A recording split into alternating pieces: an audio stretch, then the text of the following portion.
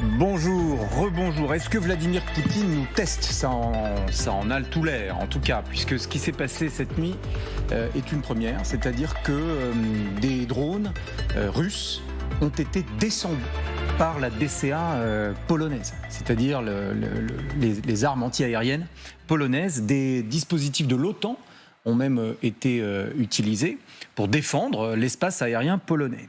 Voilà, on est à la limite. On est à la limite du déclenchement de peut-être autre chose. C'est ce sur quoi nous allons nous interroger. Avant tout, écoutons le Premier ministre polonais, Donald Tusk. Cette nuit, l'espace aérien polonais a été violé par un grand nombre de drones russes. Les drones qui représentaient une menace directe ont été abattus. Alors, Grégory Phillips nous a rejoint, chef du service international d'LCI.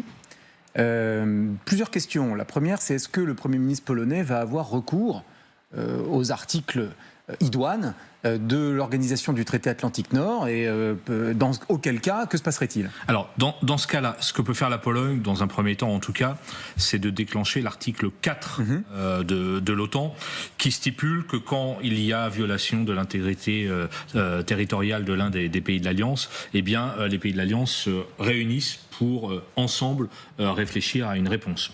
On est plutôt là-dessus pour l'instant. À ce stade, au moment où je vous parle, Varsovie n'a pas encore déclenché l'article 4, mais c'est ce qui peut se profiler au vu des nombreuses réactions et de nombreuses condamnations qu'on a vues depuis ce matin. On a lu qu'ils y réfléchissaient. Ils y réfléchissent. C'est ça. L'autre article, c'est l'article 5, c'est une réponse militaire à une agression militaire. On n'en est évidemment pas là pour l'instant. Alors attention, je ne minimise pas ce qui s'est passé cette nuit. Ce qui s'est passé cette nuit est grave, mais ça n'implique pas, évidemment, le déclenchement de l'article 5 et une réponse militaire des pays de l'Alliance pour l'instant. Les Russes se sont-ils exprimés depuis ce matin ? J'ai pas vu de réaction des Russes. En revanche, condamnation extrêmement ferme des Européens. Ursula von der Leyen était à Strasbourg ce matin pour un discours sur l'état de l'Union. Elle a évidemment condamné très fermement ce qui s'est passé. Emmanuel Macron, la chef de la diplomatie européenne, Kaja Kallas, et puis on a entendu Donald Tusk à l'instant. Non mais Grégory, ils se sont perdus les drones ou bien il y a une volonté des Russes de nous tester ? Alors, est-ce qu'on peut croire à un accident ? Non. Bon, voilà. C'est pas un accident. Vous avez une dizaine de drones qui survolent le territoire ukrainien en direction de la Russie. Vous savez, de la Pologne, pardon. Xavier Titelman, qui est un des meilleurs consultants aéronautiques, le disait très clairement. C'est pas un accident. Il est arrivé pendant le conflit que parfois un drone survole un peu le territoire polonais, fasse demi-tour, etc. Là, vous avez une dizaine d'engins lancés vers la Pologne. Donc clairement, ce n'est pas un accident. C'est délibéré, c'est une provocation de la part de Moscou. Après, il faut mesurer jusqu'à quel point Moscou veut aller loin dans la provocation. Est-ce qu'on en reste là, puis c'est un signal, comme tous les signaux qu'on reçoit quasiment chaque jour, nous, pays occidentaux, pays de l'Alliance, sur les ingérences, la guerre hybride, les survols de la Baltique, les incidents aériens quand un avion russe s'approche un peu trop d'un de nos drones. Ces incidents, ils sont quasiment quotidiens. Ça, c'est un de plus. Est-ce qu'il y a des cibles sur le territoire polonais qui pourraient être intéressantes pour Vladimir Poutine ? Il y a des bases. En fait, ces drones, ils ont survolé des bases qui sont des bases qui, justement, sont appelées à apporter des renforts ou même de la formation aux Ukrainiens. Oui. Donc, c'est pas quelque chose qui se passe dans un champ complètement isolé, à côté d'une petite église et trois personnages qui se promènent en faisant leurs courses. Non, il y a effectivement des bases de soutien. C'est ce que les Russes ne veulent absolument pas. Après, il y a un fond historique qu'on a rappelé la dernière fois, mais qui est toujours pareil. Je citais Dimitri Peskov, qui est le vrai mage du Kremlin, qui vit maintenant à Londres. Il considère, le pouvoir aujourd'hui en Russie, considère que la Russie n'a pas de frontières et que l'Ukraine n'existe pas. C'est-à-dire que c'est ça la nouvelle doxa. C'est pas la doxa du Poutine qui arrivait en 2000. Aujourd'hui, en 2025, l'Ukraine n'existe pas. Ce pouvoir est illégal. Il l'a répété 25 fois. Et les Russes n'ont pas de frontières. Donc on est dans cette logique-là. Alors on titille, mais ça peut aller quand même beaucoup plus loin à un moment ou à un autre, car la Pologne n'est pas la seule cible. Les pays baltes, etc., etc. Juste une précision, Dominique, qui jouait sa parole. à l'instant, Varsovie demande à l'OTAN d'activer l'article 4 dont on parlait à l'instant. Voilà. Donc ça vient de tomber. Voilà. L'article 4, on le rappelle. Attendez, il faut qu'on rappelle à nos amis. Consultation. Alors, c'est ça. Ça déclenche la nécessité pour les pays membres de l'OTAN de se réunir pour réfléchir à une éventuelle réponse. C'est bien ça, Grégory ? Voilà, exactement. Dominique, allez-y. Pour moi, ça montre assez clairement que Vladimir Poutine dit à Donald Trump « Je ne crois pas une seconde à tes menaces de sanctions, de rétorsion, voire de sanctions. » Il nous montre... Alors, il faudrait récapituler, Grégory, l'ensemble des étapes du dialogue entre Moscou et Washington ces dernières semaines. Mais manifestement, il n'y a pas de crainte de Vladimir Poutine, de rétorsion de la part de Donald Trump. Même Ça pas me semble peur. assez... Même pas peur. Je fais ce que je veux. Je fais ce que je veux. Christian. Oui, je partage le point de vue de Dominique, mais ce qui me surprend, c'est qu'on fait encore l'analyse de ça, mais on le sait depuis le début. Ça n'a aucun sens. L'affaire jusqu'à présent, même cette rencontre, qui normalement, rappelez-vous, devait se faire... s'est faite après qu'il y ait eu cet ultimatum dont on n'a jamais vu à quoi il servait de Trump contre Poutine. Les 50 jours, là. Voilà. Oui. Et que cet ultimatum aboutisse à une espèce de reconnaissance, en gros, de l'existence et des demandes de Poutine comme presque normales par Trump.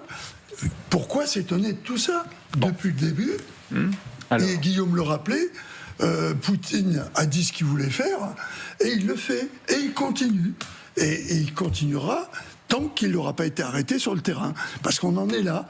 C'est que la réponse, contrairement à ce qu'on imagine, c'est l'ancien soldat qui parle, c'est la réponse du plus fort. C'est pas la réponse de l'intelligent qui va dire bon ben il y a un calcul parce que sinon il n'aurait même pas attaqué. Je rappelle qu'en août 2021, son discours disait exactement ce qui vient d'être dit. L'Ukraine fait partie de la Russie déjà. Oui. Donc on est dans la logique de Poutine, pas dans la nôtre. Je vous propose que nous regardions ensemble. Comparaison n'est pas raison. Mais c'est toujours intéressant de se plonger dans l'histoire avec un grand H. Même si comparaison n'est pas raison, nous nous autorisons ici à réfléchir ensemble. Qu'est-ce qu'il va nous montrer ? Regardez Guillaume. Oh là là. Assassinat de François Ferdinand. Du duc austro-hongrois. L'héritier du trône austro-hongrois. Nous sommes en 1914. Vous y allez carrément. Sarajevo. Mais non, mais j'ai conscience que l'histoire ne se répète jamais, mais enfin, elle nous aide aussi parfois à comprendre le monde dans lequel nous... À ce moment-là, vous pouvez faire l'historique des relations entre la Pologne et la Russie qui ont toujours été détestables. C'est un chapitre sans fin. Mais si vous voulez. Posons-nous la question, Guillaume. Est-ce que le phénomène d'engrenage, La grande différence... peut-il se répéter ? Est-ce que c'est quelque chose qui est possible ? David, oui. Nous avons le souvenir de ça. En 1914, du 3 août de juin. C'est en juin. Bon.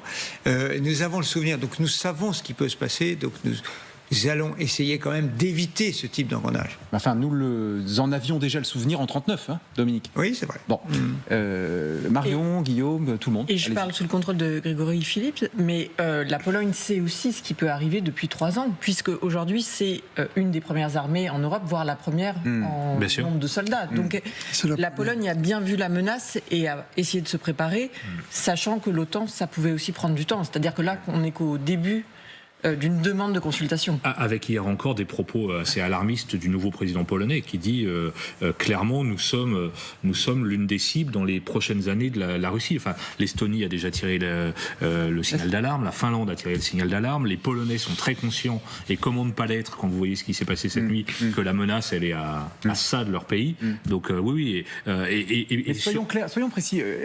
Là, ils ont tous été descendus, les drones. Oui. Bon. Et s'il y en a un qui n'est pas descendu et qui touche, en fait, qu'est-ce qui se passe là dans ce cas-là ? C'est ça l'incident dont vous parlez qui pourrait mettre complètement le feu aux poudres. Imaginez qu'un de ces drones tombe sur une base américaine. Par exemple.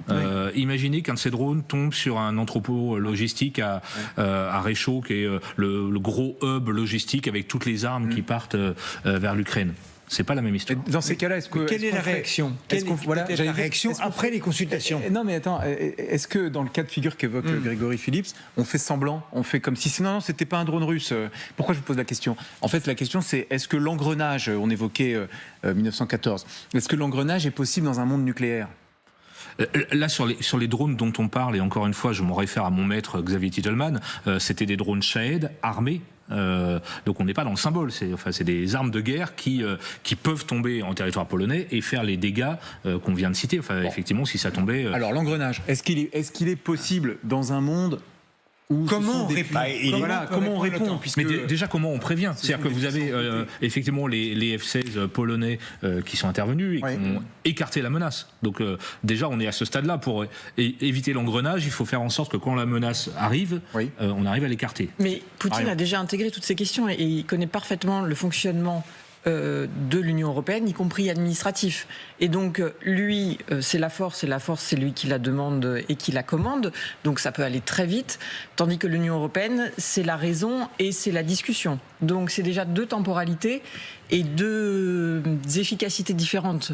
Donc il a aussi intégré depuis des années comment fonctionne l'Union européenne et le temps qu'on prendra pour réagir. Il considère qu'on est faible, quoi. Oui. C'est ça, clairement. C'est ça, Guillaume? Non, mais clairement, oui, effectivement, à partir du moment où il y a une sorte de neutralité dont avouent les Américains, ils considèrent que les Européens n'arriveront jamais à se mettre d'accord, que parmi les Européens, il y en a qui font quelque chose qu'à la seule condition que les Américains fassent quelque chose. Alors après, les scénarios du pire, parce que c'est vous qui l'avez voulu, hein. Il faut se poser des questions. Avec la guerre du Qatar. Le scénario du pire, moi j'ai discuté avec un des patrons de l'état-major en France. Le scénario du pire, par exemple, du nucléaire tactique. Imaginons, je vais dire, puisque vous avez parlé de François Ferdinand, je vais faire quelque chose d'un peu épouvantable et d'aller plus loin. Imaginons même que Poutine décide d'utiliser le nucléaire stratégique pour détruire Kiev et se débarrasser à la fois de la capitale et en même temps du pouvoir politique qui est. On a vu qu'il y a quand même des drones qui sont tombés à côté de lui.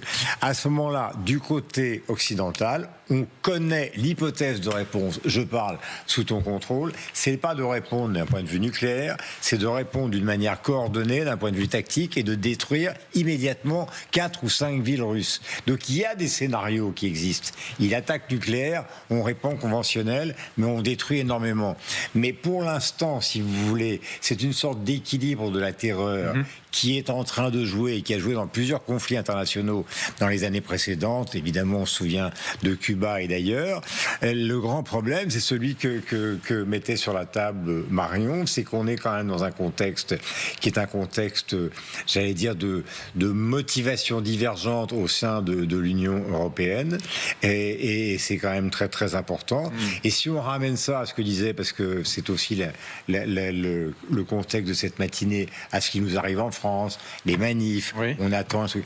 Et il y a quelque chose quand même qui ramène à la thèse que je défendais tout à l'heure. C'est qu'il a beaucoup de qualités, monsieur Le Cornu, mais il faut qu'il dure 2 ans dans un contexte où il va falloir qu'il lâche tout aux socialistes et un contexte international où on attaque Doha d'un côté, les Russes taquinent la frontière avec la Pologne de l'autre. Lui-même a été ministre de la Défense, il connaît ça par cœur. Il est d'ailleurs très crédible auprès des armées, etc. Ça me paraît très, très compliqué à gérer. Si on pouvais régler nos petites affaires politiciennes afin de pouvoir oui, mais ça consisterait. Mais oui, mais alors là maintenant, mettons les pieds dans. Je me tourne vers Dominique puisque c'est l'économiste. Mettons les pieds dans le plat. Quel est le seul moyen de gagner du terrain? C'est en gros de tout lâcher aux socialistes et très vite.